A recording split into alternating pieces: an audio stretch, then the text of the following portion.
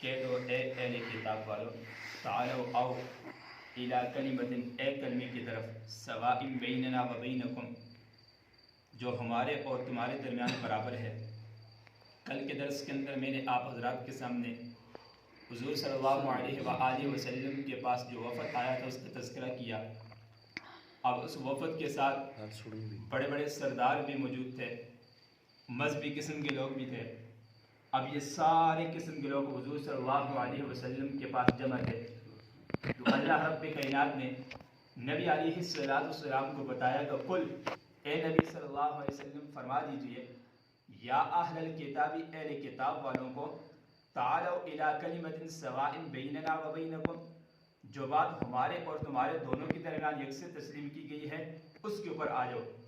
یعنی تم ان ساری قسم کو چھوڑ کر مذہبوں کو تم صرف وحدہ لا شریک لہ، اللہ کی اکیلی ذات کو مان لو۔ اب وہ لوگ بھی مانتے تھے اللہ کو، لیکن زبانی طور پہ مانتے تھے، دل سے تسلیم نہیں کرتے تھے، عملی طور پر وہ تسلیم نہیں کرتے تھے۔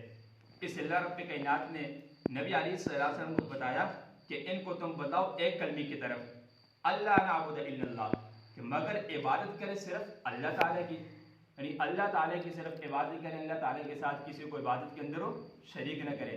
اب دیکھو ہمارے اس پاکستان کے اندر بھی بعض جاہل قسم کے لوگ ہیں جو غیر اللہ کو سجدہ کرتے ہیں، قبروں کے آگے سجدہ کرتے ہیں، مزاروں کے اوپر جاتے ہیں، وہاں پہ اپنے غیر اللہ کے سامنے سجدہ کرتے ہیں، وہاں پہ اپنی منتیں مانتے ہیں، غیر اللہ کے نام پہ بڑے بڑے بکرے دیتے ہیں، غیر اللہ کے نام پہ بیل ذبح کرتے ہیں۔ اس لیے اب اللہ کو تو وہ بھی تسلیم کرتے ہیں، اللہ کو تو وہ بھی مانتے ہیں، لیکن ساتھ یہ غیر اللہ والا کام بھی کرتے ہیں۔ اس لیے میرے مسلمان بھائیو، ہمیں چاہیے ہے نعبد الا اللہ، عبادت میرے رب کی ذات کے آگے کرنی چاہیے۔ عبادت کے سوا، اللہ کے سوا کوئی عبادت کے لائق نہیں ہے۔ یہ جو پیشانی ہے نا، پیشانی، اس کو صرف اللہ کے سامنے جھکانا ہے، صرف سجدے کرنا ہے، اللہ کے لیے سجدہ کرنا ہے، باقی کسی انسان کے لیے کسی کے آگے سجدہ کرنے کی کوئی ضرورت نہیں ہے، صرف اللہ تعالیٰ کے لیے سجدہ کرنا ہے۔ وَلَا نُشْرِكَ بِهِ شَيْئًا، اور اس کے ساتھ کسی چیز کو شریک نہ بناؤ، اللہ تعالیٰ کے ساتھ کسی دوسرے کو شریک نہ بناؤ، صرف میرے رب کی ذات اکیلی ہے، وحدہ لا شریک لہ، صرف اکیلے میرے رب کی ذات، اسی کو تسلیم کرو۔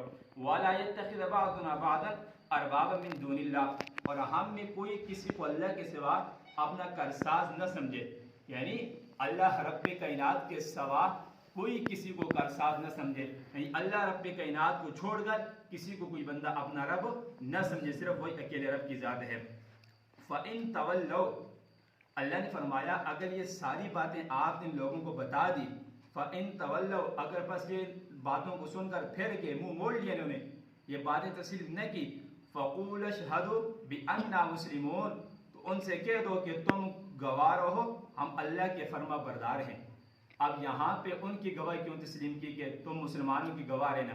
اس کی کیا وجہ ہے؟ وجہ اس کی یہ نا کہ حضور صلی اللہ علیہ وآلہ وسلم نے ان کے سامنے یہ باتیں رکھی کہ تم اللہ رب کائنات کو وحدہ لا شریک لہ مانو، اللہ کے سوا کسی کی عبادت نہ کرو، وہی اللہ ہمارا کارساز ہے، اللہ کے سوا تم کسی کو اپنا رب نہ مانو، کارساز نہ مانو۔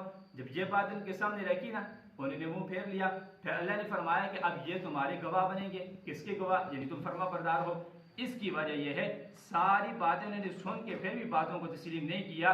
اللہ رب کائنات نے بتایا کہ ان کا مذہب الگ، تمہارا مذہب الگ، یعنی ان کو پتہ چل جائے کہ یہ بندے صرف اللہ کو ماننے والے ہیں، اللہ رب کائنات کے آگے سجدہ کرنے والے ہیں، صرف اللہ کو وحدہ لا شریک لہ ماننے والے ہیں، یعنی یہ بندے دائرہ اسلام کے اندر داخل مسلمان ہیں، تاکہ وہ آپ کے ساتھ کل کو کوئی اور قسم کا معاملہ نہ کریں، تاکہ آپ کے ساتھ کل کسی اور قسم کی کوئی ایسی ترتیب نہ کریں، تاکہ ان کو بالکل پتہ ہونا چاہیے کہ باقی یہ بندے مسلمان اللہ کو ماننے والے فرما بردار اللہ تعالیٰ کے۔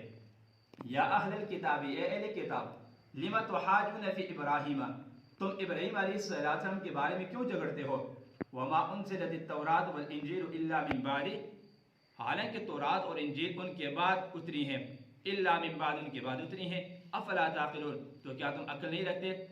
اس سے پہلے درس کے اندر یہ بات گزری بھی تھی، یعنی جو یہودی تھے وہ کہتے تھے ابراہیم علیہ السلام ہمارے ہیں، عیسائی کہنے لگے ابراہیم علیہ السلام ہمارے ہیں، نصرانی کہنے لگے ابراہیم علیہ السلام ہمارے ہیں، صابئی مجوسی یہ کہنے لگے ابراہیم علیہ السلام ہمارے ہیں۔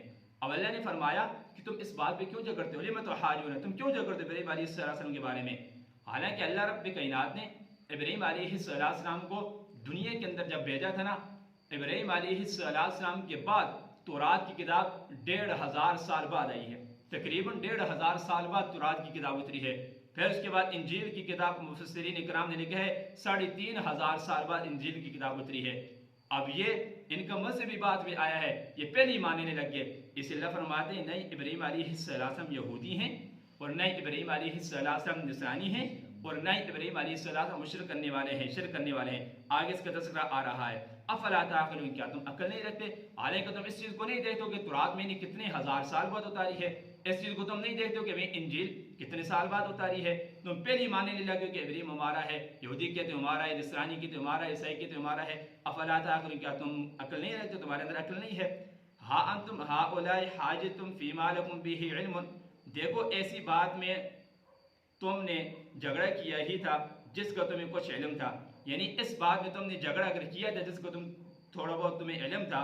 فَلِمَ تُحَاجُونَ فِي مَا لَيْسَ لَكُمْ بِهِ علم، مگر ایسی بات میں کیوں جھگڑتے ہو جس کا تم کو کچھ بھی علم نہیں ہے، یعنی ایسی باتوں کے اندر تمہیں نہیں جھگڑنا چاہیے، یعنی تم کو علم ہے بھی ہے یا علم ہے بھی نہیں ہے، کیونکہ ایسی باتوں کے اندر تمہیں جھگڑنا نہیں چاہیے، کیونکہ وہ ضدی لوگ ہیں، ان کو ماننا ویسے بھی نہیں ہے۔ وَاللَّهُ يَعْلَمُ، اللہ تو سب کچھ جانتا ہے، وَأَنْتُمْ لَا تَعْلَمُونَ، اور تم نہیں جانتے، یعنی اللہ سب کچھ جانتا ہے۔